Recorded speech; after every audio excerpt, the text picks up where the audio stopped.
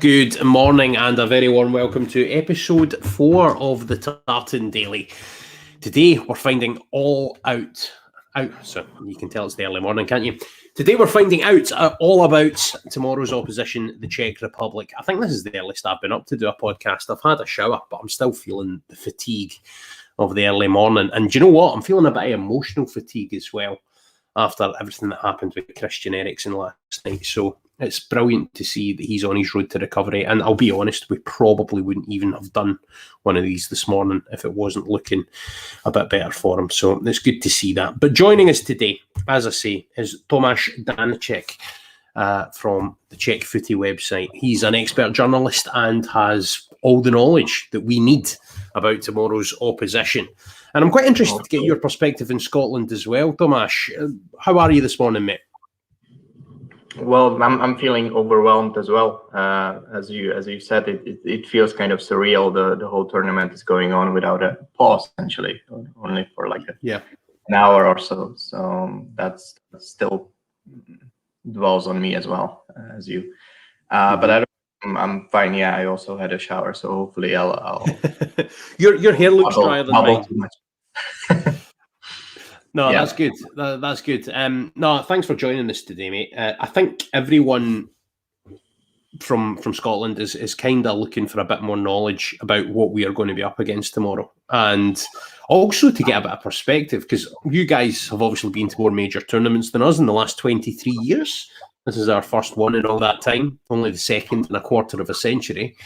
But what's the kind of prevailing opinion of the Scottish team in your homeland? I mean, do you think we've got a bit about us, or is there a kind of acceptance that Scotland maybe aren't the force that they once were a few years back? I would definitely say everyone in the Czech Republic is looking at Scotland as probably the most beatable side. I'm usually the most pessimist person, purely because you guys faced essentially two very different Czech teams because of COVID. The first game in the Nations League was very different for us, with a different coaching staff, with a B team composed only of players from the domestic league. Yep. You beat that team, and then you beat the A team as well a couple of months later. So you guys got our number basically, and you also know more Czech players than most of the national teams do, just based on that. So I have a ton of respect just for that. I also think that your playing style is very much akin to ours. So and some realization. What sort of ways? Because what, in terms of the way the team is structured, or in terms of more the approach and the mindset? It's more the approach and the mindset, I would say. For us, we definitely struggle when we need to break down a deeper block or even a mid block. We don't have that creative midfielder who could spread the pass, or even come up with a final pass or pre-final for that matter. And you saw that in the fixture with our A team, which saw you going ahead very early. Obviously, that sort of influenced and set us back as well. But at the same time, it was very familiar for us, even when it's 0-0. We just grow impatient, and we make costly mistakes as we go, the further we go. So it's more that, the favorite stag that someone slapped, some people slap on the Czech Republic now, just based on the tournament experience. Though I should remind you that only 2 players have actually played at Euros previously, and that's Hodgeythehack, who's probably not going to start anyway, and the captain Rida, who's fairly criticized and even scrutinized by some people who think he's not our third best midfielder with Král and Souček. So that tournament experience is actually not there. So I'm not even sure it's an advantage for us. Well, that's interesting. Has there been a lot of sort of people in the Czech Republic who are basically saying that if you want to qualify, it's a case of win the first game and then hope for points out of the other two, given the strength of England and Croatia respectively? Yeah, I think actually the fixture The schedule actually suits us because we get to face Croatia after what could be a blowout victory for England in the opener. I expect England to be especially motivated in the first game. And do you think the home crowd and that sort of thing is that exactly what you're thinking? Yeah, exactly as well. Yeah, but then we are facing England in what could potentially be for them a dead rubber when they may rotate a lot, and if they already have a qualification in the bag at that point, we might also squeeze out a point. So actually, the fixture composition for us is very, I would say, promising. But then again, you just have to predict, and that's kind of wild. But because I still think that this group could go either way, especially beyond England. I think all those three teams are beatable. They have their own flaws and strengths, and even Croatia, like many people would just put Croatia second automatically, but they've declined quite heavily since the World Cup. So I think there's a way as well. I think there is an opportunity there against Croatia and against England. I think the difference with Scotland is when we play England, it's a different game for them. It's a different mindset. That rivalry means that there's going to be a bit of the kind of, the intangibles of football. I think they'll come into play a lot more against England for Scotland than for any other team. And I watched England beat the Czech Republic. I'm trying to think, was it a couple of years ago maybe? And they won 5-0 at Wembley. And that was in the qualifiers. Yeah, there looked to be a big gap between the sides at that point. There looked to be a considerable gulf between both teams. Do you think that has closed somewhat in terms of the Czech team has got better and progressed and looks a bit more solid now? Or do you think the team's pretty similar to the team that I saw get dismantled by England? Well, definitely they've progressed, because it's worth remembering it was at the very beginning of the tenure of the current coach. We actually he was still searching for some sort of identity and also ideal starting 11. We had coincidentally, we actually had a centre-back pairing that's probably going to start against Scotland as well. But that pairing had not started another game till 2020. So in the whole qualifier, they were just dropped for the whole period. And also we started two right backs. Presumably it's Kudela's absence, which has affected the fact that it's going to be that pairing. Yeah, to definitely to a great extent. I mean, he actually came through, even though he's in his mid-30s. He only came through in late 2020 as well, and back then started all of the World Cup qualifiers. So he would definitely be relied on as well. But then there was also another tandem, which would be Brabec and Czelustka, that we thought, or at least the coach thought, could be relied on as well. But then the Italy friendly came and they dismantled us as well, even though we thought that that's not going to happen anymore. Because as I said, the team has kind of found the balance since that game. It definitely seems to be more steady. Actually, the qualifiers itself, as opposed to the previous ones, when we needed a goal or a turnaround to come back, even against Kazakhstan, I think. And we got beat 3-0 off them in the Nations League, our previous qualifying. So that's one to look back on. We have exactly. When I did my research actually for a Scotland tournament preview, plenty of people mentioned that game as the low point when they thought that Scotland hit the rock bottom, which is funny because in a few months you actually qualified for the tournament. Yeah. That's football though, isn't it? And especially with the new Nations League type format, it gives you the backup, where you get the playoff. And it was that was the one sort of good achievement of Alex McLeish's second spell in charge of Scotland. But Steve Clarke has come in and Scotland look a much stronger team and a much more confident team. And I think that makes us a bit of a dangerous proposition. But then again, the Scottish psyche kicks into play and you think, we can't get too overconfident or that's going to be to our detriment, And there's a lot of I don't know if you're aware of this, Tom, but there's a lot of psychological second guessing goes on between Scottish fans and the Scottish team and things like that. We're often, mentality-wise, the architects of our own downfall, because we tend to be quite negative, and we tend to be, I don't know, how can I put it? Yeah, we just look at things through quite a negative prism. And obviously not qualifying for a tournament for a quarter of a century has just emphasised that massively. But I think we are going to be going into this and going into the Czech game full of confidence. The problem is the way that you think the schedule plays into your hands, I think the complete opposite for Scotland. We could do with a game to get our feet nice and sort of steady in the tournament. And then I would rather get a game under our belt before we play the Czech Republic, because obviously it's the most winnable game.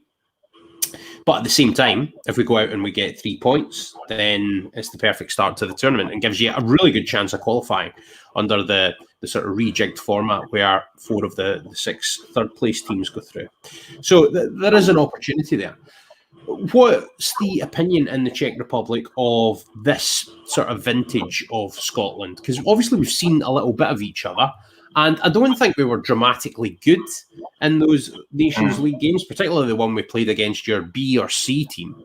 I think we could have made more of a statement at that point.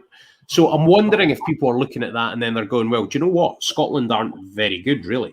We've not got much to fear here. So what's the confidence of the team, do you think, and the confidence of the nation for you guys going into the opening game? Well, for myself, again, I'm a bit of a pessimist, because I also know the factor of the home soil is going to be huge, probably. And we've only beaten Scotland in Scotland in 1999, which most people don't even remember. Since then, I think it was 4 stands in Scotland, and we never succeeded fully, at least. So that's kind of depressing. Obviously, it goes the same for England, that's even never beating them. And with Scotland, I think plenty of people underestimate even the fact that Shay Adams has coming since our last meeting, and he might be a game changer as well up top. And I think together with Dykes or whoever plays there, they might harass our centre backs, who are famously prone to making a mistake because they are not ball playing kind of centre backs. So you put them under pressure, and you might be fine. And at the same time, if you then retract to a deep block, then, as I mentioned, we usually can't unlock that. So I think Scotland is very, very well positioned to actually take points of us. Yeah, well, I think that's good that there's a chance there, because we're coming into the game with confidence, I think. And we've obviously beaten Luxembourg with a decent performance against the Netherlands. And the strength in our team is weird, because under Steve Clarke, we've not scored a lot of goals in a lot of games. But I would say the strength of the team is definitely at the front end of the pitch. It's definitely in the midfield and going forward rather than in defence. However, we do play a 3 or a 5 at the back, which kind of counteracts that. And the most interesting tactical area of the Scotland team is the left back area, where you've got Kieran Tierney and Andy Robertson. And Steve Clarke has finally answered the conundrum of how to get both of those players in the team and both of them playing well. So how is the right side of the Czech team in terms of dealing with that threat? So I'm talking maybe the right side of defence and the right side of the defensive midfield. Do you think there are good players to try and counteract the threat that is posed by Kieran Tierney and Andy Robertson doubling up? Yeah, I think we are actually well positioned to counter that, because we have so far, obviously, you know, from the Premier League as well. Yep. He looked kind of gassed, kind of tired in pre-Euro friendlies. He was uncharacteristically bad, and he wasn't very good against Wales in World Cup qualifiers as well. So hopefully that's just a temporary thing. But he's obviously very good in just from physical defense to even deep crosses and that kind of stuff. So a real two-way presence he should provide. And then also we have a defensive winger probably starting today, which would be Lukáš Masopust, who played with Sofal a lot at Slavia. I think they play together even something around 20 games or 15, something like that in European Cups itself. Obviously, much more games, many more games in domestic league. So they know each other, they can back up each other. They have some sort of chemistry going, even combination-wise. So that right-hand side is actually, I feel, much stronger defensively, especially than the left-hand side. Interesting. I think that's going to make for an interesting game then, because similarly we are a lot less strong on the right side than we are on the left, I would say, generally speaking. What other areas of the Czech team would you say Scotland should be sort of concerned with and worried about? Like, where's the real strength in your side? Not just in terms of the area of the pitch as well. Like, what would you say stylistically are the strengths of the Czech team? Well, stylistically, I have to start with set pieces. Obviously, when you have Souček, it's going to be a big part of your game, and we've actually mastered that to a pretty good point. We finished the qualifiers with 11 shots of corner kicks itself in 2 last games when we actually needed to clinch the qualification as well, which is quite an astonishing number. And we've currently got a streak going of 18 official games, including friendlies, since the Kosovo loss in September 2019, when we had that was the last game when we didn't have a single shot of a corner. So we have some very capable. That's a really good stat, Tom. So there's going to be a real threat from set pieces, especially with Scotland being a pretty small side in terms of height. Oh, are they? Yeah. Then I feel like we even have some set piece routines, and especially across towards a far post, then looking for a layoff or for a knockdown for some arriving players, or even across to the edge of the penalty area, that sort of stuff. So they have plenty of variety on various set pieces. So that could come in handy if it's a weakness of yours as well.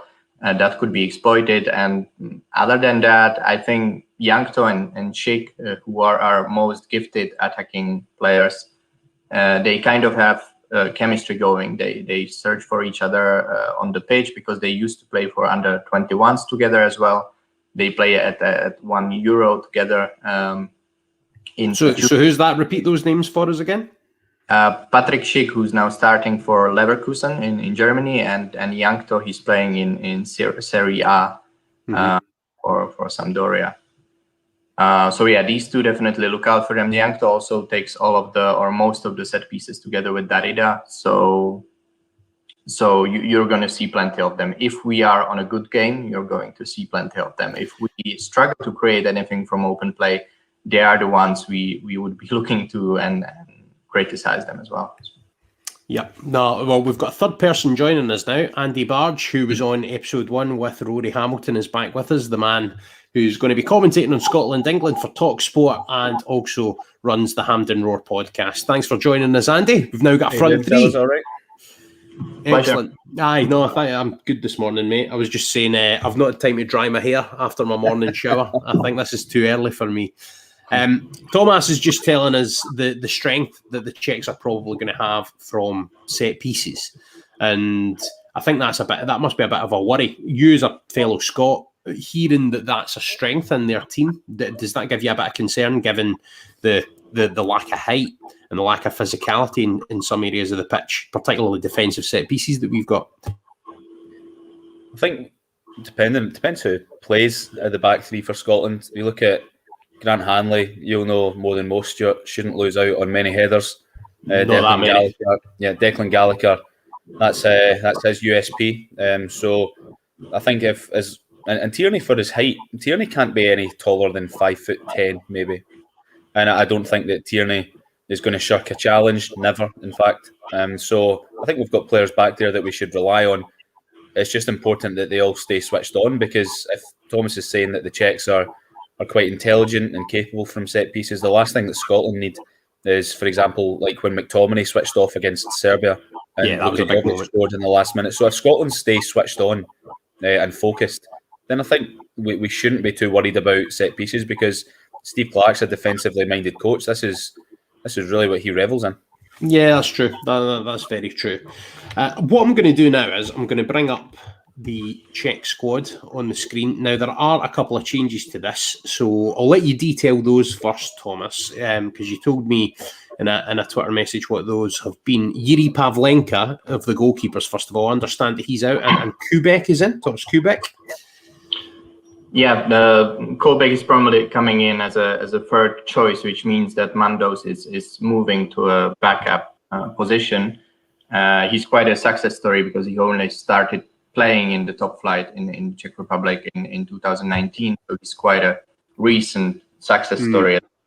But yeah, Pavlenka seemed like he could edge Václav for a starting position. I don't think it was ever on the cards, but there was at least a debate in Czech media and among Czech fans who should be starting, because Václav hasn't really played for Sevilla, but he's been always number one for Šilhavý. So I think that was not very much a debate for the coach himself.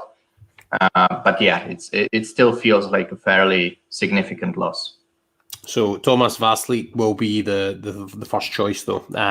So that's something to identify for anyone who's listening to this in the audio podcast. I'll quickly run through the names. Now, if any of these pronunciations are particularly bad, Thomas, I've not done a Czech team in a commentary in a long time, so I'm very much winging this. But I've got Aleš Mandus, Yuri Pavlenka, who's dropped out to be replaced by Thomas Kubek, Thomas Václav at the back, in goal, sorry. Then at the back, we've got Jan Boril, Jakub Brabec, Vladimir Sufa, Ondrej Šalutska, Pavel Kadrabek, Tomáš Kalas, Aleš Matescu, and David Zima. Any of those particularly bad pronunciation-wise? No, I think that was decent, actually. No, well, I'm hoping so. Midfielders, Antonín Barak, Vladimir Darida, Adam Klosik, Tomáš Hollis, Jakub Jankto, who you mentioned a few moments ago, Alex Kral, Lukas Masopust, Jakub Pešek, Tomas Susek, and Petr Sevcik. Any of those particularly bad? No, still good. No, all right. Well, yeah, you're making me nervous now. I've only got 4 to go. Michael Kramencik, Tomáš Pekart, Patrick Zik, and Matej Vidra. Any of those you would pick out as particularly bad, or are we all right? Have we got the lot? No, yeah. I mean, generally, the Czech pronunciation is just a very tricky one. We have all those little thingies above our letters that make it incredibly difficult. And in fact, even for Slovaks who had been part of the same country with us for decades, they struggle to pronounce Jan Boril, for example, who's the defender, because the is just impossible for any non-Czech person to pronounce. So I'm going to cut some slack for just about anyone. Thank you for that. You do realise now the next time that I've got a Czech name in a game that I'm commentating, you're going to be the first person that I message, because my old friend that used to do that is now sort of happily married and less gettable.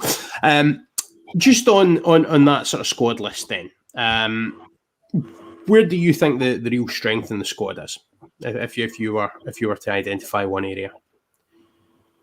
I'd say the position we have some players even going through, that would be the centre midfield.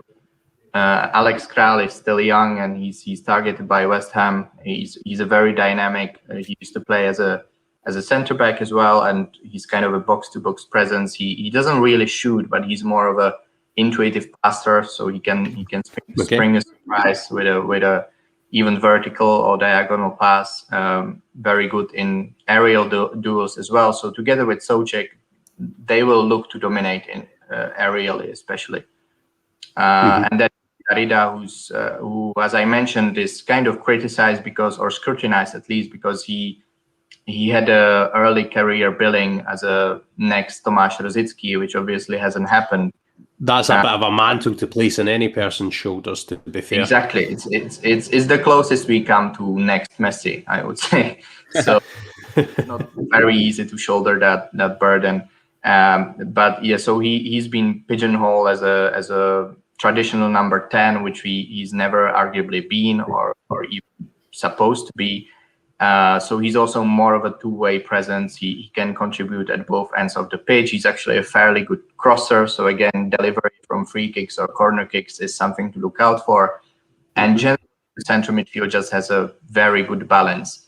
The only area I'm kind of worried for is they are fairly bad at catching those vertical runs that especially McGinn or even McTominay, I would say, could make, and just squeeze past those three.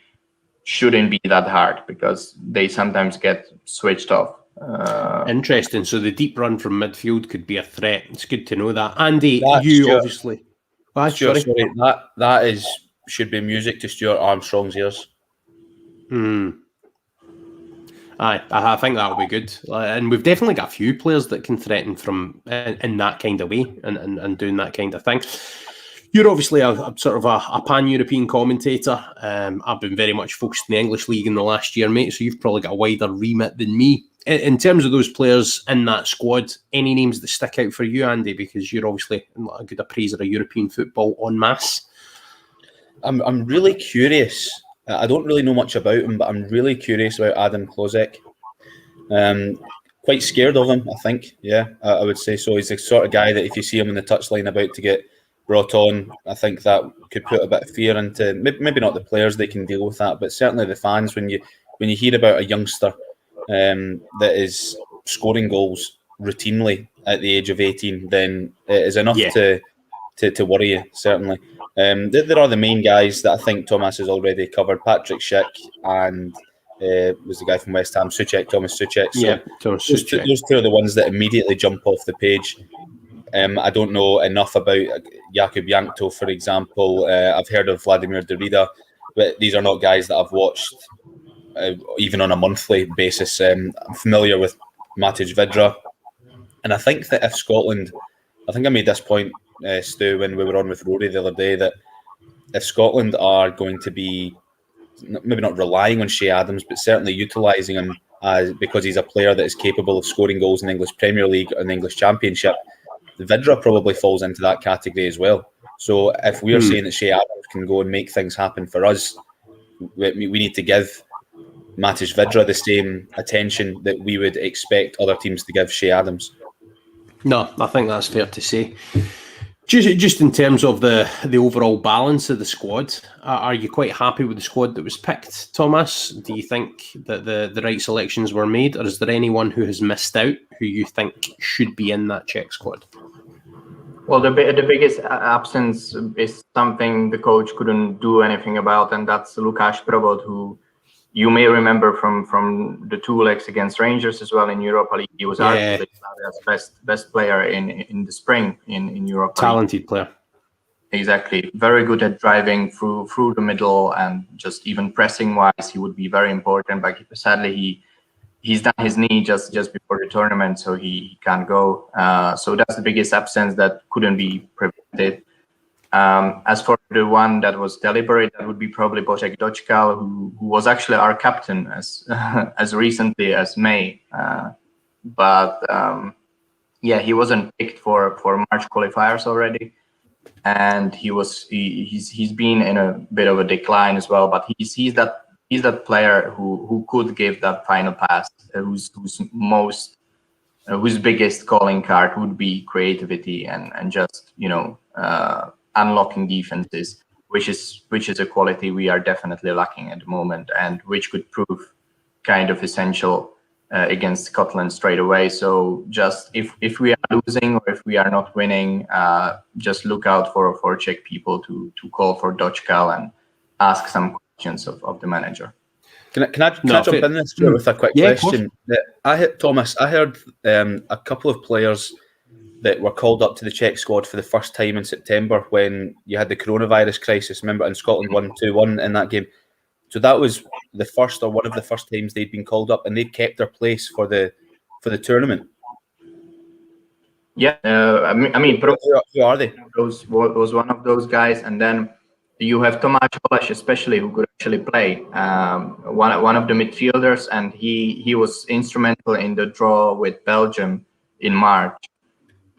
He's a holding midfielder, actually a right back by trade, but he was transformed into a holding midfielder of sorts in 2019.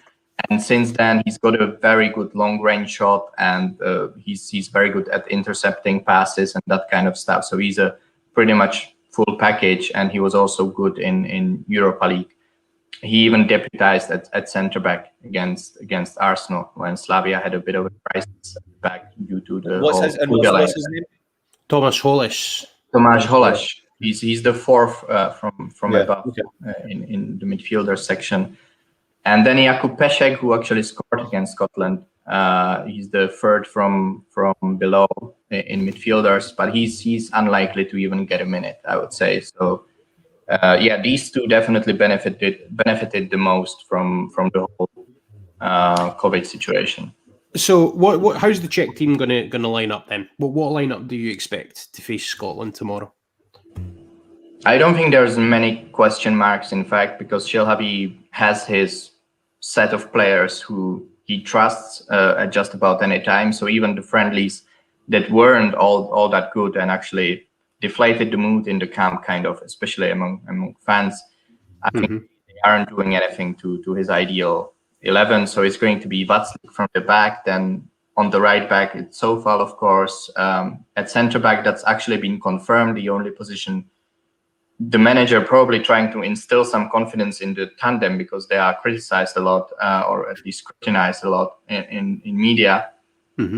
He's confirmed that Čelůstka, who's playing for Sparta domestically, but a former Sunderland, if you're into Premier League, you may remember, but he didn't play much for them. So Čelůstka and Tomáš Kalas, who obviously plays for Bristol in Bristol City in the second tier in England. Yep. Former Chelsea prospect. And then on the left back, you have Jan Bořil, who hasn't ever played abroad as the only defender starting, but he's very experienced continental cups wise. So he's actually had a second most starts since like 2015 in European Cups, or even 2012. So from the Czech people, from the Czech players. So he's very experienced, at least in that regard. So hopefully he can be relied on as well. I noticed just before you go into the midfield, I noticed that there seems to be a lot more players who are playing natively in the Czech Republic than maybe years gone past.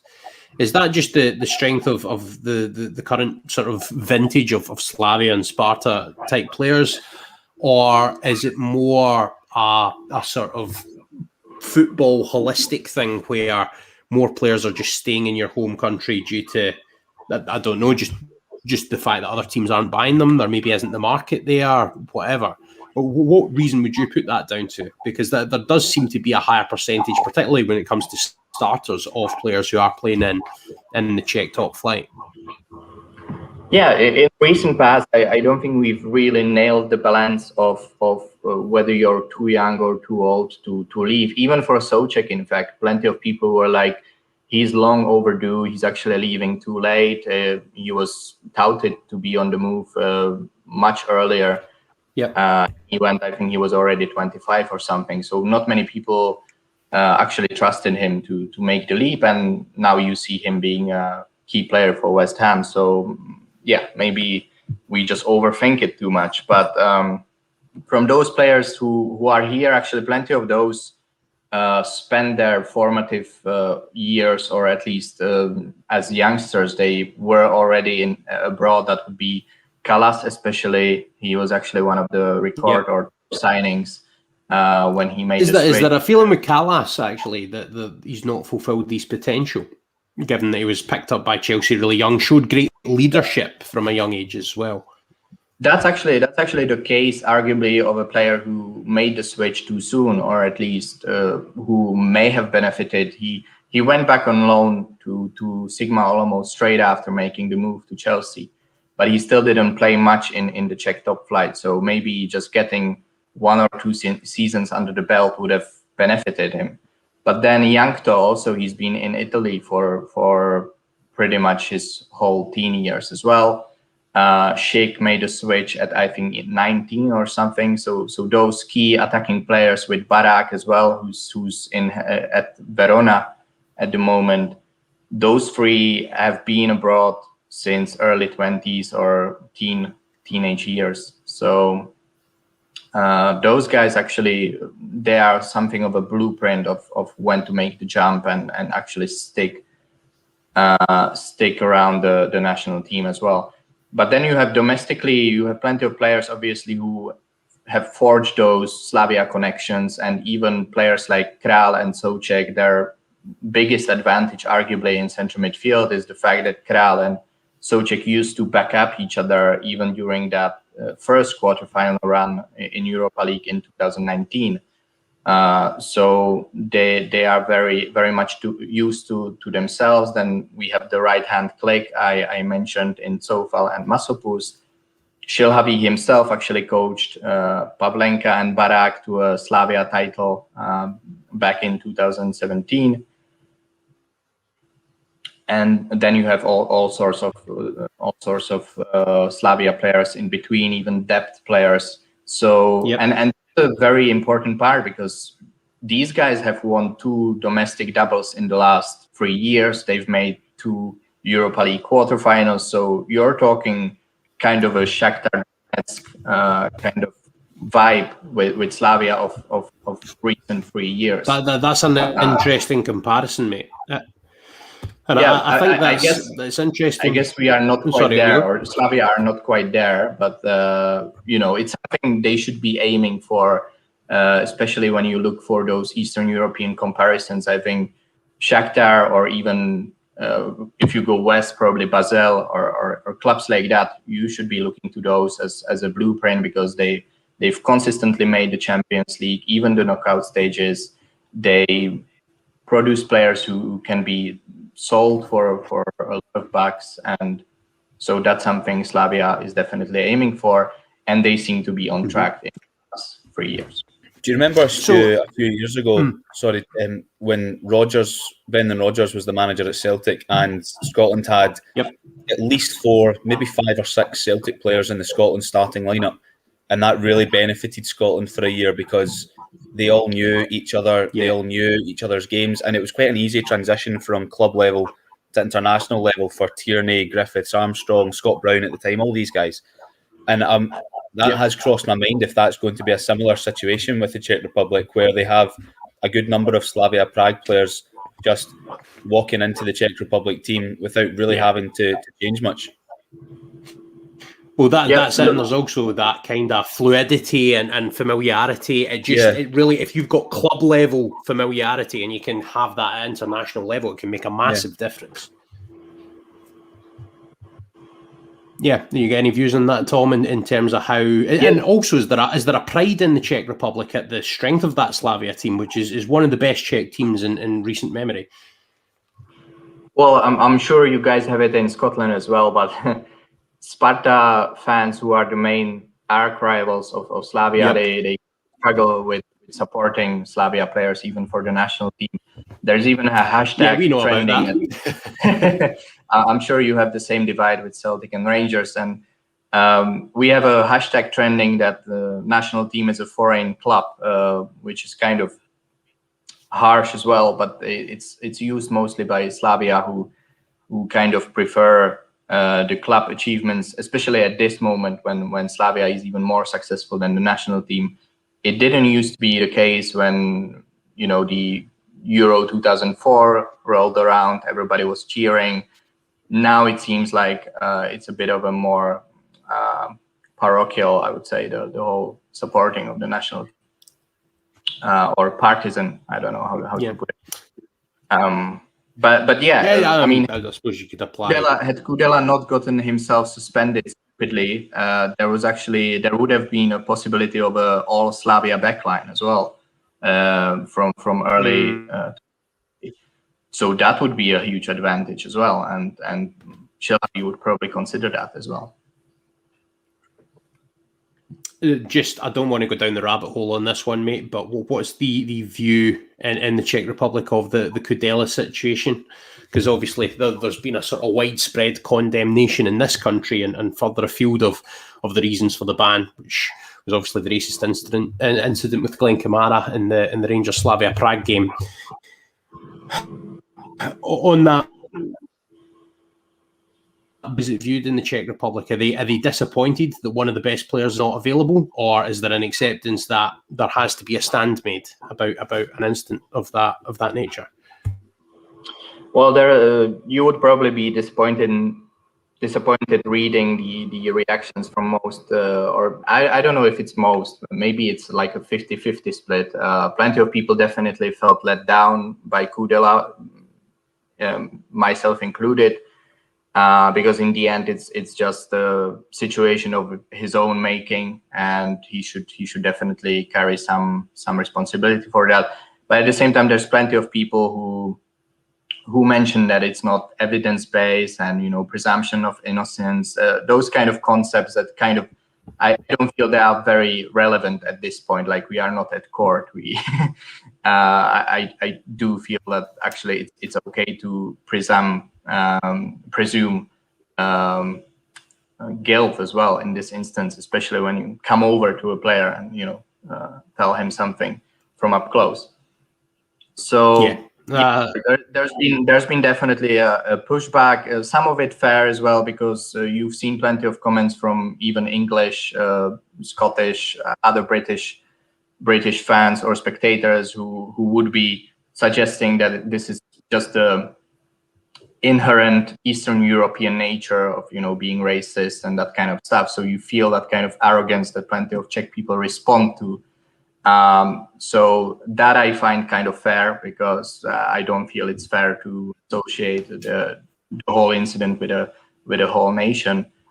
Yeah, most of the pushback was actually just based on, oh, he's a nice guy, he would never say a thing like that, and that just doesn't seem to sit well with me. Just on that sort of side of things, Andy, obviously there's been a bit of a story in the build-up to this one with whether Scotland are going to take the knee or take a stand, all of that stuff. Trying not to go down the non-football stuff too much on this pod, but given that you're obviously a journalist and you've covered stories of this nature, both in a sporting context and otherwise before, do you have any kind of view on what Scotland are doing and whether they're doing the right thing or not, and whether it was right to change to taking the knee? I'm keen to stay away from that one. I don't have any particularly strong views on it either way. I'm for challenging racism and being anti-racist in whatever way is the most appropriate or necessary. Right, that's fine. I'm happy with that, because I don't want to go too down the hole on this one. Let's move into the midfield of that Czech team. So we've spoken about the back four. So quickly run us through who the back four is going to be again then. Well, yeah, I think you could actually fill out the rest yourself as well, because it's usually it's all of the guys I mentioned. It's Souček, then Cal and Darida would be in central midfield. Mm-hmm. On the right, it's probably Masopust, though. This is probably where Hodgeythehack would come in, if he is to come in at all. I think he's going to be used more as a sub, as your colleague mentioned. But yeah, Hodgeythehack could possibly start at right wing as well. And then it would be Jankto. He's more of a central midfielder in Italy, actually. So he will definitely tuck inside and be that kind of inside forward more or less. And up top, it's definitely Patrik Schick as well, who's basically the only pure goal scorer. Even in terms of secondary scoring, we don't really have any players who can contribute apart from set pieces.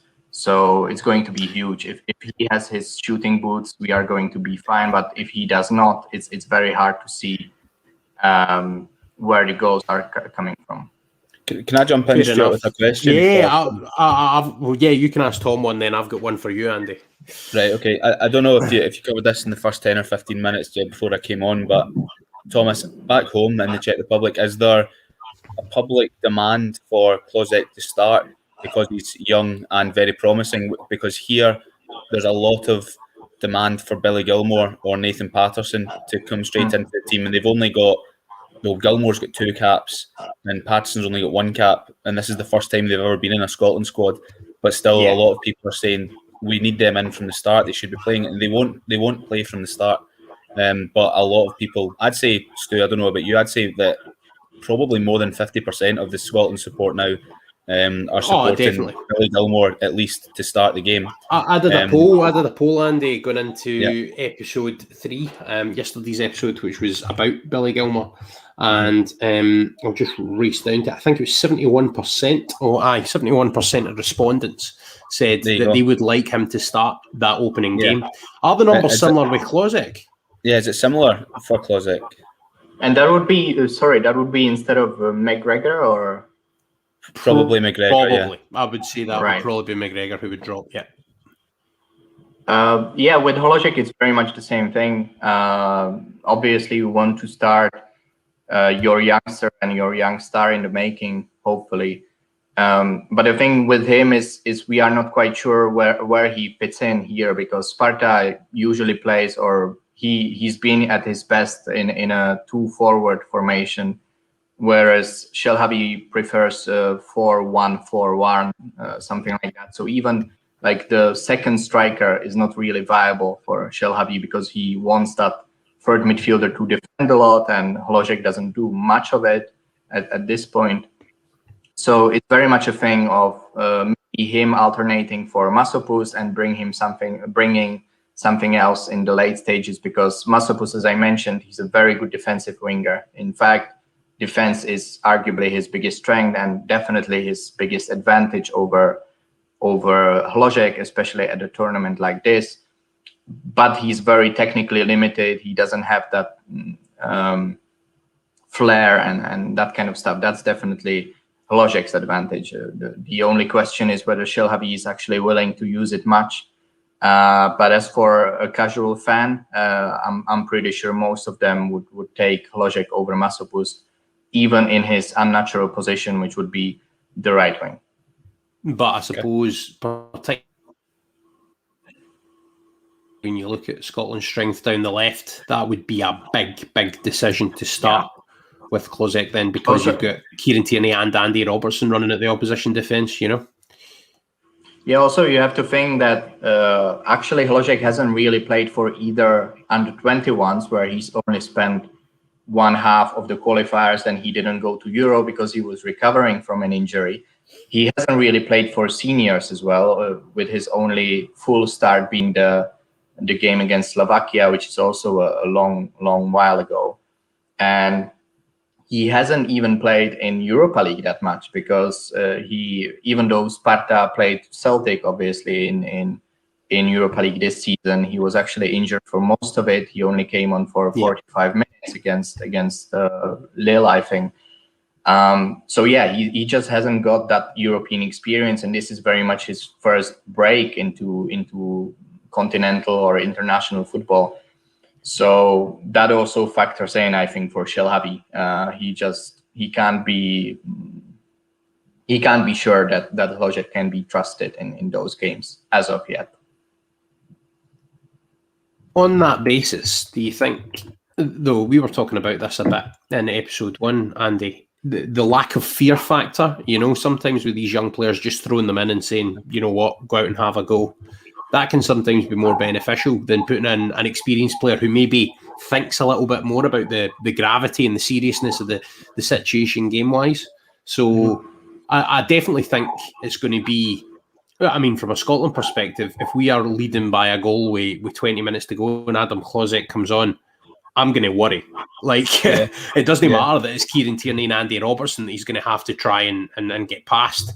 That's assuming he comes on in the right-hand side, or even as part of a front two, if the Czechs change it. I'll be worried if he comes on, will you? Oh, 100%. Looking at the players, I think it's maybe because there's a bit of the unknown about him that really kind of ramps up the fear with Klozek, because being from and living in Scotland, the match of the day and stuff, that see plenty of Souček at West Ham, know what he is all about. Patrick Schick, because he's played for some bigger clubs, he is more prominent than Klozek. He's older, so we know a wee bit more about him, and he's got a good goal record for the Czech Republic. Thomas, I think, is like 11 goals and 25 caps, something like that. Yeah, but with Klozek, I look at his stats and good goal return last season, and I look at his age, and I think, oh my God, this guy is going to be a really good player, and he already is a good player for his age. And I trust Scotland's left side. I think we must have one of the best left sides genuinely in the tournament, which is crazy. I would say so.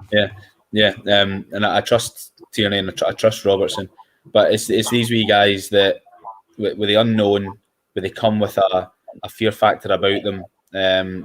It's kind of like the baddie in a movie sort of thing, and I just want to avoid him at all costs. Although if the game goes the way that I want it to go, then I assume that he will play some part. Come on to try and change the game. Yeah, that's the way that I feel about it as well. On Patrick Schick, you mentioned him quite prominently in episode 1, Andy. Like, what is it about his game that you really sort of fancy? Like, I take it you've seen quite a bit of him. You think he's a tidy player? Just in highlights now and again. I said as well in episode 1, so I hope I'm not contradicting myself here. I like to try and watch football through my eyes rather than through data and stats and stuff like that. Yeah, but Patrick Schick's just a name that has been with Roma and Leipzig and now Leverkusen, right? That is 3. Europe. I was going to say elite. I'm not quite sure they're elite, but they're certainly around that orbit anyway. Of ones that compete in European football routinely. And when I looked into him a bit more and saw that he's scoring almost a goal every 2 games for his country, and his league record last season was 1-3, 1-2 before that. This is clearly a guy that knows how to score goals. I'm not sure I would be lying to you. I'd be fraudulent if I said the type of goals that he scores more often than not. I don't know. It just seems to be that he is a reliable striker and the sort of player that we've been crying out for. Yeah. So let's throw to Thomas on that. What would you say Patrick Schick's style is? What kind of striker is he? What kind of goals does he score? Yeah, it's quite telling that arguably the biggest shortcoming most people would point out is actually that he doesn't score enough. Because his best season still to date is his first one at Sampdoria in 2016-17, which was like something like 11 goals, I think. So he hasn't hit those highs where you would say, wow, this guy is, destroying the whole Europe. But he's a fairly consistent player. At least he reaches those double digits. He's actually the only Czech player to reach a double digit of goals in two different top leagues. First player in history. So that's kind of a big deal as well. That's interesting. That's a really good stat. Because he's done it in Italy and in Germany as well, and now he came close to do it in Germany with a second club as well. So he could have done it for 3 clubs. The type of goals, actually, he kind of scores all kinds of goals, which is his thing, because he's a complete striker on his day. He can hold up the ball. He can link up with teammates, especially Yankto, as I mentioned, who he has some tangible chemistry with. He can strike it with his left or right foot. He's actually left-footed, but he can use both of his feet. He's very good aerially as well, so he can definitely head one in as well. I'm not liking it, the sound of any of this, Thomas. Yeah, but that's the thing. When he's on, he's properly on, and he's scary. But he also has a weird off game. For example, against Wales, he actually elbowed an opponent and got himself sent off, which set us back a lot. At other times, he would drift all across the pitch. He runs a lot. He genuinely looks to connect, and he usually doesn't hide. But also there are games where he looks kind of lazy. So it sort of very much depends on the mood of the day. So hopefully he's going to be on tomorrow. But if he's not, he might actually be fairly easy to defend, or because he's going to sort of defend himself. He's going to have that mental block, or at least that's the assumption that some people in the Czech Republic would have. But if you look up his goal against Albania in pre-tournament friendly just a few days ago, that's the kind of stuff that nobody, apart from maybe Ložek, but nobody can really replicate. Very hard volley, just goal out of nowhere. That's the stuff he can be all about and should be all about if we are to progress from the group. Yeah, just to help everyone, I've brought up the display names for everyone, which I had put off to do something last night and then forgot to put back on. But yes, anyone that's watching this stream right now, please feel free to get in touch with any questions you've got before we wrap up. We'll probably wrap up in the next sort of 10, 15 minutes or so, but if you've got any questions you want asking before that, then please do get them in and we'll try and get them to Tomasz and Andy. On this sort of Czech team, I think we've got a good appreciation of the squad holistically. I'm quite interested in Silhavi, the coach. What would you say the view is of him in your homeland, Tomasz, and what kind of coach is he? Should we expect someone who's quite demonstrative on the touchline? And then in terms of sort of attitude and approach, will he maybe surprise with a few selections, or is he quite safe in terms of the way he tends to go about his business in charge of the team? No, he's extremely predictable. In fact, we haven't we haven't gotten a goal from a substitute since September 2020 or something, going a way back. Because his in-game management especially leaves a bit to desire. Simply when the things don't go our way, we kind of struggle, as I mentioned. But at the same time, we look to be active early on, even against Italy. We started off pretty well. It lasted only 3 minutes or so, but it still counted for something, I suppose. So we to start early, start well, score early, don't concede early, and when that happens or doesn't happen, then that very much gives you the idea of how the rest of the game is going to unfold as well. Otherwise, Silhavi is quite an interesting character because he's actually, I think he holds the record for most red cards in the Czech top flight. He was a very tough center half. But when you see him now, he's actually very soft-spoken, kind of gentleman-esque coach who doesn't even shout that much on the touchline. So he's undergone a bit of a transformation in that regard.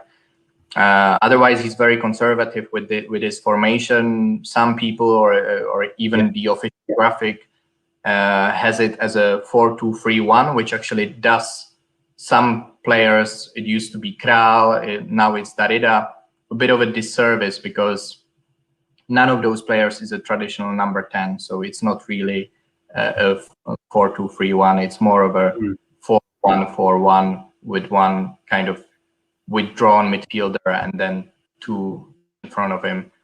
I think I don't know how you would describe Scotland formation, if it's 3-5-2 or if you put McGinn above all of those midfielders or two of them. I would call it, depending on the personnel that's playing, I would still call it a 5 at the back, even though they're wing backs. I would say it was a 5 at the back, and then I would say it would be a 3-1-1 probably. I would imagine, or a 5-3-2. If it's Adams and Dykes, you could probably call it a 5-3-2. Would you agree with that, Andy? Yeah, it's not a 1-1. If it's Adams and Dykes, it's definitely a 2. I'm swithering so much. I've gone from one end of the spectrum to the other about team selection at the top end of the park. I was convinced that it would be we pick Adams and decide who plays with him. Mm-hmm. And now I'm thinking maybe it'll be Dykes with Christie just off him, or will it be Dykes and Adams together? I really have no idea what the priority is. It's interesting though that we're going in and it's not. I mean, Tomasz is just talking about how predictable the Czech coach can be. Steve Clark's not really shown that yet. Which is so weird. Yeah, it's so weird though because we could probably name at least 9 players who will start the game, right? And we know that the formation is going to be a 3-5-2 or a 3-5-1-1. But we still have so many question marks over what's going to happen. Like, everything seems... There are barely any loose ends in this Scotland team, and yet there are still so many combinations needing answered. Yeah, it's just wee pieces of the jigsaw, but we still don't know. And I think mainly it is the two. I think are the right-sided centre half, and what does he do at the top end of the pitch. I think everything else is sorted. Yeah. I mean, I think what could happen is you could have a change between the right centre half and the centre back, depending on the personnel that's selected. So that side of the centre of the defence, and I think you're right. I think that is the question marks. But for me, it's the amount of combinations you can get from picking one position differently. You know, and I think that's the really interesting thing going into this for Scotland, because if you play John McGinn off, right, or you could play Ryan Christie off, or you could play Adams and Dykes together, or I mean, you could kind of argue that Adams would drop off as well. Mm-hmm. But it's an interesting place to be, because I cannot remember. I mean, I don't remember Scotland's major tournaments that well anyway, but I cannot remember going into big games with Scotland and being that sort of up in the air. Yet also, as you say, that convinced by so many positions. Yeah. So the midfield, I think we can say I would say at least 90% or more it will be McTominay and McGregor here, right? Mm-hmm. And then towards the it will be McGinn one in front, and either Christie alongside him, or it will just be McGinn here and then Dykes and Adams, like that. But you could play Armstrong as well. I would have absolutely no qualms if it was Armstrong. I don't think he will play though. Which is a shame, because, and I've made this point loads of times. He's probably one of my favourite Scotland players. Stuart Armstrong. He's unique for us. We don't really have anyone else like him that moves with the ball the way he does, the way that he gets past midfielders and defenders, breaks the lines, scores goals. And I know that McGinn has got a good goal scoring record over the last 18 months to 2 years, but he's got a different style of play to Stuart Armstrong. He's more robust, kind of a bull in a china shop sort of guy, whereas Armstrong's very graceful. He kind of just floats with the ball through the pitch. It's lovely. Really, really good. So I would be totally fine, but this is just predicting what Clark will do. I think that Clark has got absolutely extreme faith in Christie. Quite rightly, he's never let Clark or Scotland down. And I think that it will be Christie and McGinn playing off either Dykes or Adams. I'm not sure what one. Right, that's interesting. Just on the note there that you're saying about Armstrong, it might interest you to know in episode 2, we were talking about Shea Adams, but we've got my mate Will Turner, who really knows his football, and he's a Southampton fan, and he said Stuart Armstrong has been their best player over the last couple of years. And that's brilliant to know, because in my head, he was a bit part player. And I said that to him. And I just thought it was really interesting to get that sort of assessment. But just in terms of those sort of that variety of attacking options, Tomasz, is there an awareness in the Czech Republic that Scotland could maybe approach this a bit differently in terms of the personnel that they select? Or do you think they think they've got a handle on the way Scotland are going to go about it in the camp? I think either way, we don't really have centre backs to counter whatever you're going to throw at us, because most of those or all of those players you've mentioned, they are very smart at movement. They can sneak in behind the line. They can stretch the play. They can drop deep. They can do just about anything, and running and clever movement is one of their strengths. And our centre backs, or even, as I mentioned, midfield, when it comes to tracking the runs in behind, they are not very good. And the centre backs, in fact, all of them, they are pretty good at that kind of rudimentary stuff where you need to win a header, or you need to make a clearance, last ditch tackle, or that kind of stuff. That's all fine. When it comes to defending space and those like abstract positioning wise things, they can struggle even with pace and recovery pace and that kind of stuff. So that makes me worried. I think actually Scotland has, and correct me if I'm wrong, but you've got very dynamic forwards and those types, as opposed to perhaps target men like. Dykes is more of a target man, I would say, but everyone else is more about movement. Now, would you agree with that, Andy? Yeah, Dykes is a target man, but he's not a snail there, and he's strong. He was a nuisance as well in the game. He's a total test. Thomas, see against Serbia last year, that is the best performance I have ever seen from a Scotland striker. Ever. I am the exact same, mate. Absolutely. Yeah. Completely agree. He was honestly absolutely phenomenal, and exactly what I wanted from a Scotland striker. Because remember, Stuart, when we got pumped 4-0 by Russia, right?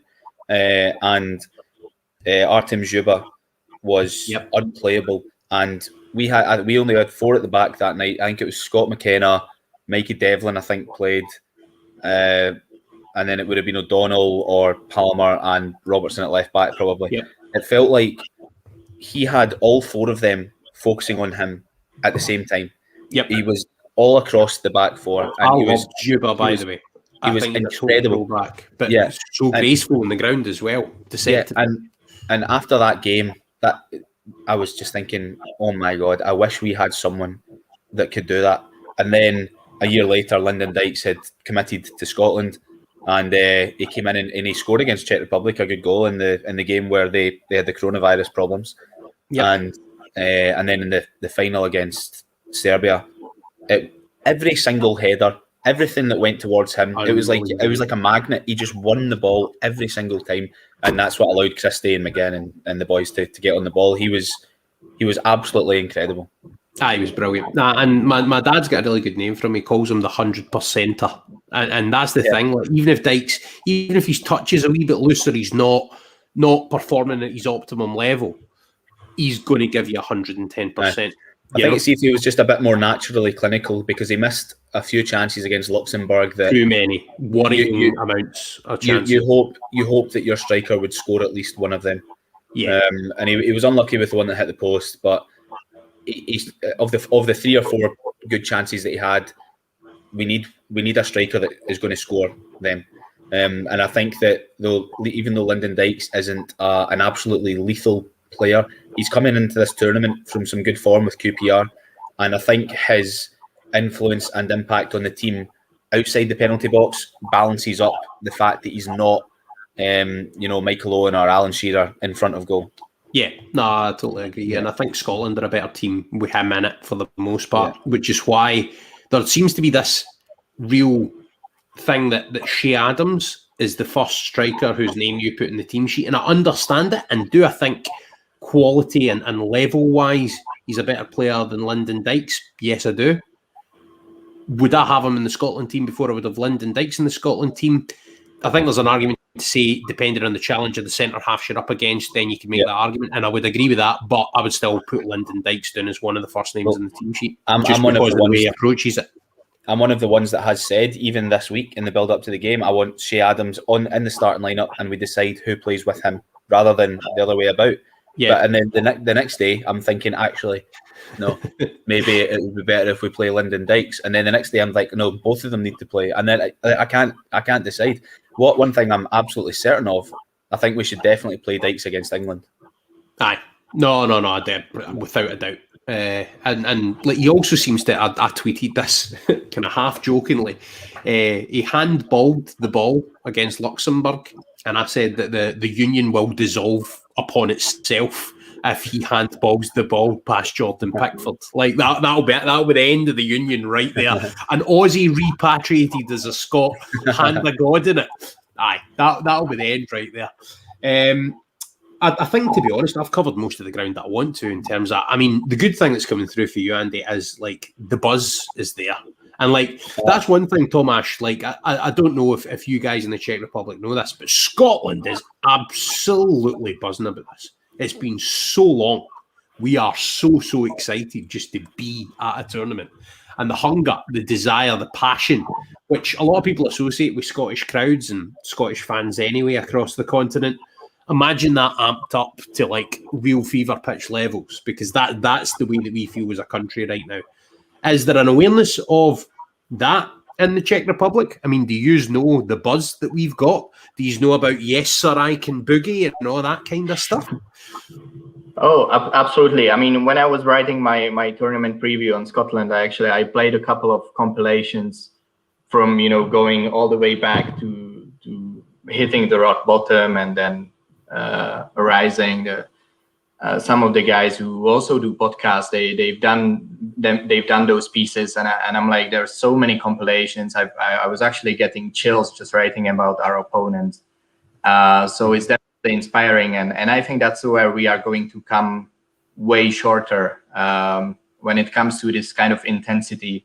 Especially, I mean, I try not to read too much in friendlies, but it genuinely looked like so many of our star players are just tired at the moment, and it makes sense. I mean, the whole season was just fucked up when it comes to... Yeah, it was COVID condensed, wasn't it? Exactly, COVID, but also so many of those players like Souček and Soufal, they are playing about each 4K of minutes at the tournament, which is a lot, and they may not handle it very well.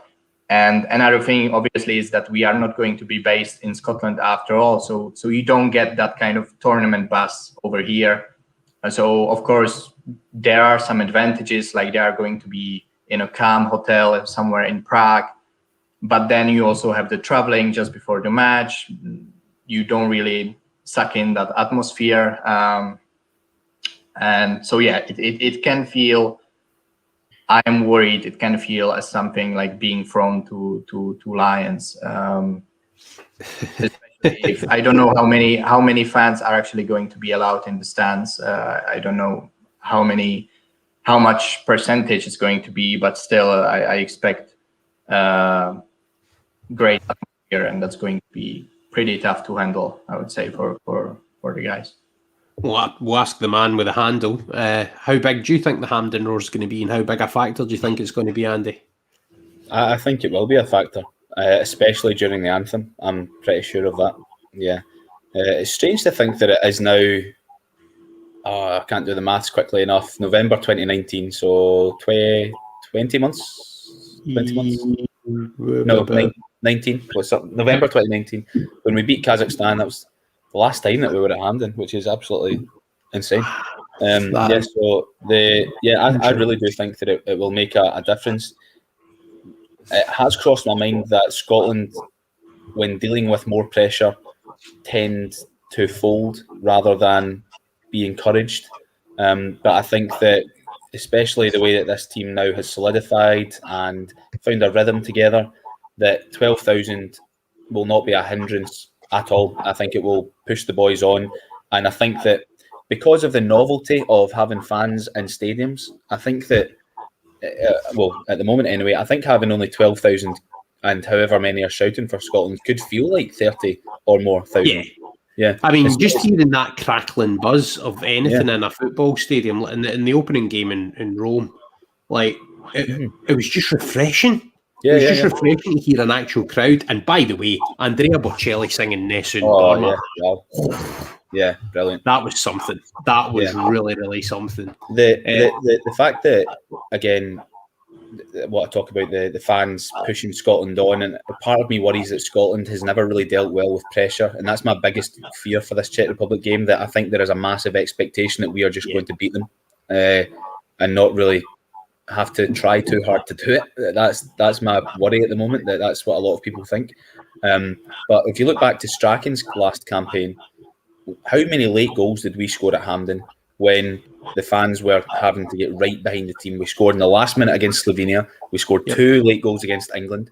We scored even later against Slovakia at Hampden. We scored a last minute equaliser against Lithuania. Like, I'm pretty sure it was like something like 6 out of the 8 goals we scored at home came after the 85th minute or something like that. In that campaign. So my concern with that is that we're due something going the opposite way. late on in the game. Like that's the way that I look at these kind of things. Like Harry Kane used up that quota, mate. And you reckon? I suppose. And I was going to say you can't really fling the England game in there because of the way that sort of went. Yeah. But it's an interesting place to be, and it's also interesting that you've got 2 games at Hampden. Which is, I mean, it's kind of ideal in a sense because we've got 2 home games during the tournament. Thomas, we kind of know Andy's view on this because we talked about it in episode 1, but I'm interested in yours. What do you think of the format of the tournament, the pan-European thing, the number of teams that qualify, all of that kind of stuff? What's the feeling of yourself on that? Well, first of all, I don't have an issue with expanding as such. I think it's okay to bring in other nations like Northern Macedonia and those kind of countries that make it for the first time. And we saw with Finland as well, just getting a victory on your debut is something to enjoy. Party. Yep. Mm-hmm. Yeah. Obviously, it was overshadowed by the whole Ericsson thing still. But yeah, so I'm all for expansion, but not the way it's going at the moment. I would probably create like 4 groups of 6 and have them play in a bit of a sort of, I don't know what to compare it to. Maybe the South American qualification or something like that. Like those bigger groups, have them play 5 games. I think the UEFA Cup of all days, they also had 5 teams and with 3 progressing or 2 progressing. So yeah, I just don't like the 3rd place teams. Yeah. Because it just creates all kinds of playing out for a 0-0 draw situation, which shouldn't really happen at a tournament. I think it dilutes it. Yep. Yeah, I think and Scotland could benefit from this. Czech Republic could benefit from this. Definitely. But I don't like that you can get through with 1 win and 2 defeats from 3 games. I mean, you don't need to look further than Portugal last time out when they drew their way out of the group. So yeah, that's kind of a bummer. But at the same time, that also makes it important to not overreact to a potential opening loss, even for us, I think. Because we've already bounced back from a lost opener to even topping our group in 2012, and that was without, a 3rd team potentially progressing. We lost the opener in 1996 as well, when we actually went on to clinch a silver medal. So yeah, it makes it even more important to not overreact and to not panic, even if it doesn't go right in the first game. Yeah, that's our aim this year, mate. We want to make the finals, like the final ourselves. So we're aiming to emulate you in Euro '96. That would be quite cool. Play at Wembley. I know we're very good at being self-deprecating about this, and I think that people talk about Scotland reaching the final or winning it so much because we don't really believe that there's any chance of it, right? But can you actually imagine if Scotland did do a Wales and even had a run to the semi-final or something? Mate, it would be amazing.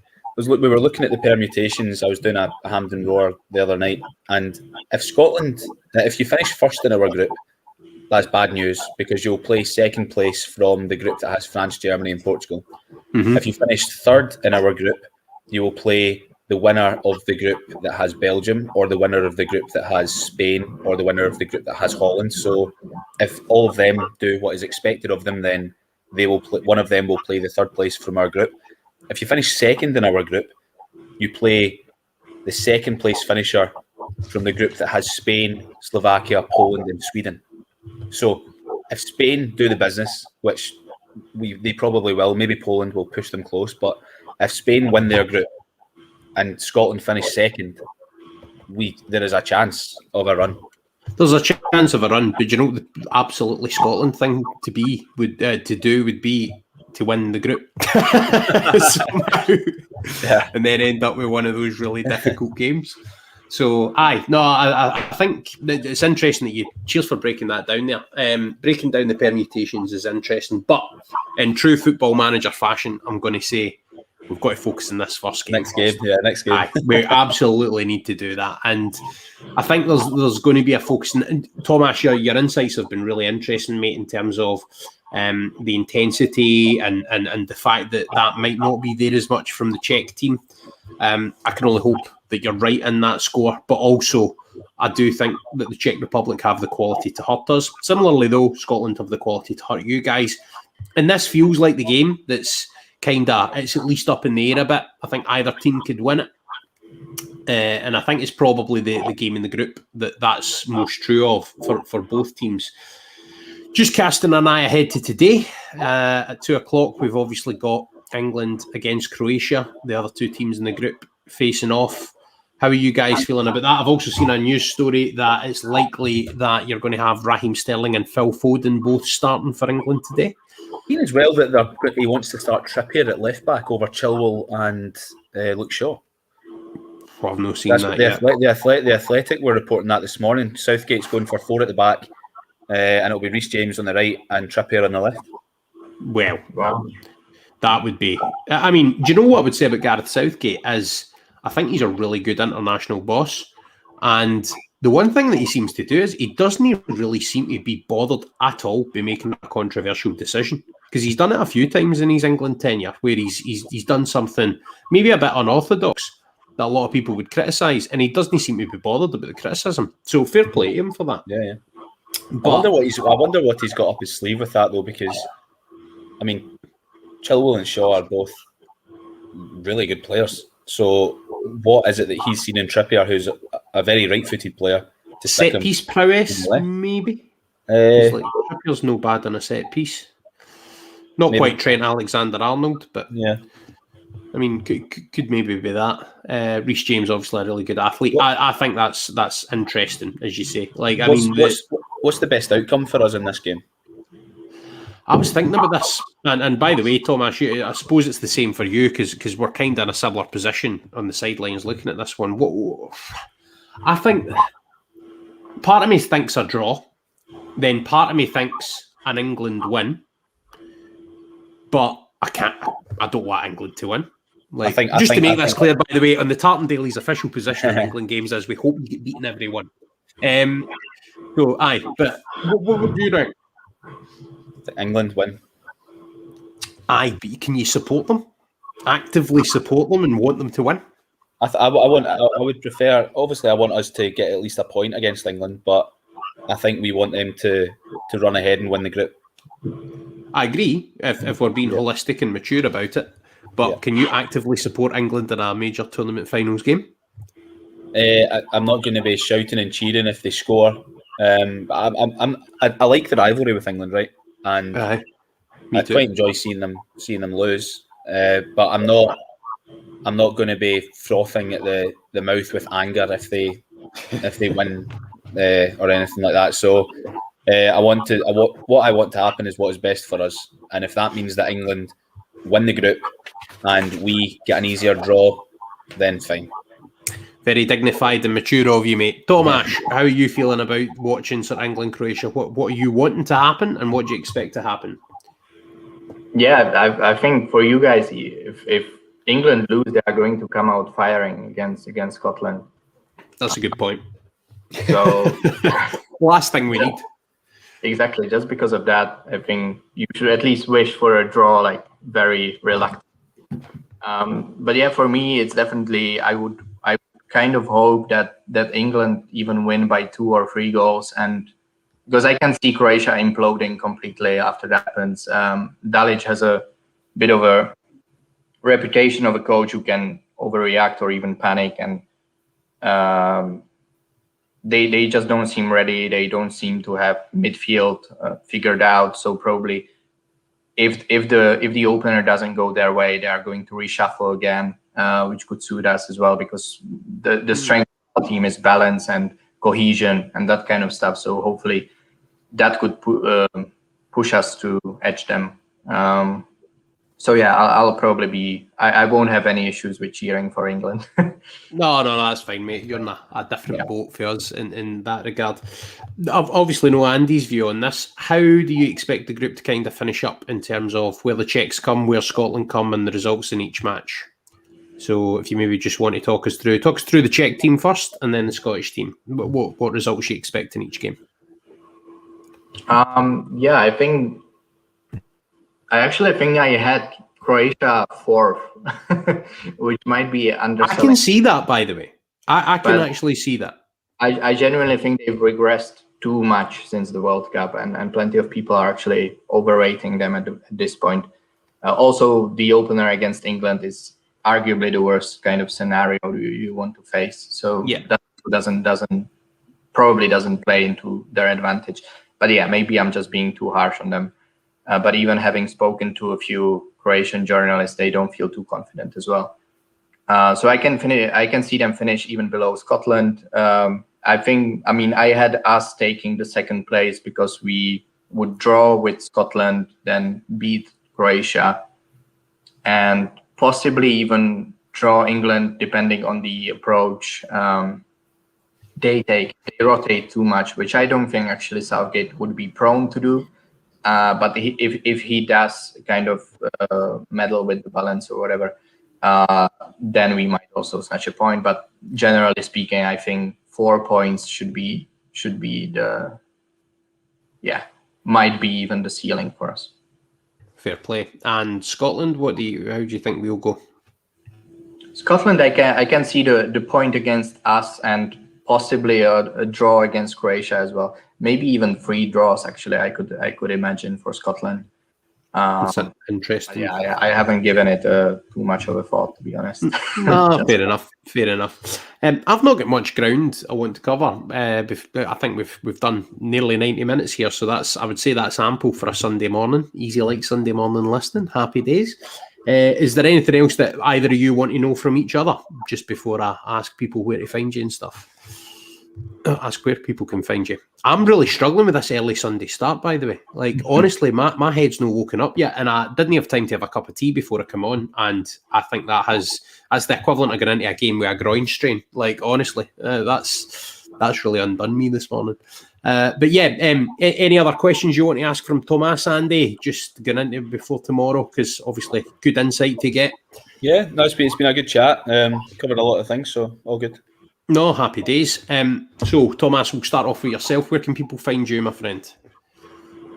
Well, I have my personal account where I probably tweet more about the other games happening at the Euros, which is at Tom Danicek. But I also run a Czech Footy account at Czech Footy, which is just dedicated to the Czech football and to the Czech national team these days. So any stuff happening, any important stuff happening around the national team, you're going to find there as well. Excellent. Oh, unclick my mute button. Excellent stuff. Andy, where can people find you, mate? At Hampden Roar on Twitter. It's a Scotland podcast where we discuss things like we've discussed today, and I do featured interviews with former Scotland players and managers about their memories of playing with the national team. Brilliant stuff, my man. Thank you very much for your time to both of you. We're going to be keeping a keen eye on that England game today, and then after that, it's full steam ahead for our first major tournament game in 23 years, which, even as I say it, seems pretty remarkable. So looking forward to that one. To everyone that has watched and listened subsequently to the podcast, thank you very much. And I hope you enjoy it. No Scotland, no party troops. Good luck to you guys. Not too much of it, but... Yeah. Thank you very much, man. My computer's going quite slow today. This broadcast should be ending very, very promptly. All right, lads, I'm going to have to jump off, all right? Good to speak to you. No problem. Thanks a lot, Andy, mate. Bye-bye. I appreciate that. And Tom, thanks to yourself. Really good chat. Got to go as well. Cheers, man. I'll probably be in touch, and we can do something later on in the group as well. All right. Sure. Cheers. Thanks. Keep in touch. Bye-bye.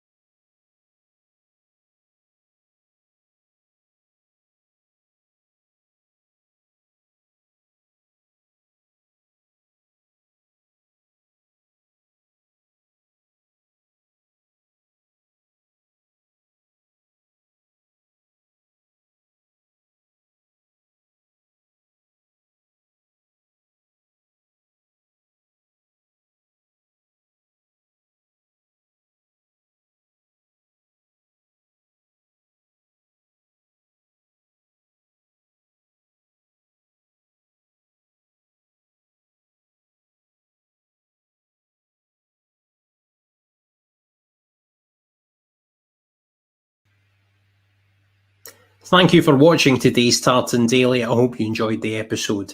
We'll be doing each of these every day during the Euros, as long as Scotland are in the tournament. Remember, you can find me. I'm Hodgeythehack. That's Hodgey, the Hack, on all social media. So that's Twitter, Facebook, YouTube, and Instagram. If you were watching the stream on YouTube today, then please remember to hit the bell for notifications of future streams. And if you're listening on the podcast, then you can subscribe on your major podcast players, and please give a rating or a comment saying how much you enjoyed it. And remember, if you're enjoying these podcasts, then please share them with all your friends. Thank you very much for watching or listening. And remember, no Scotland, no party.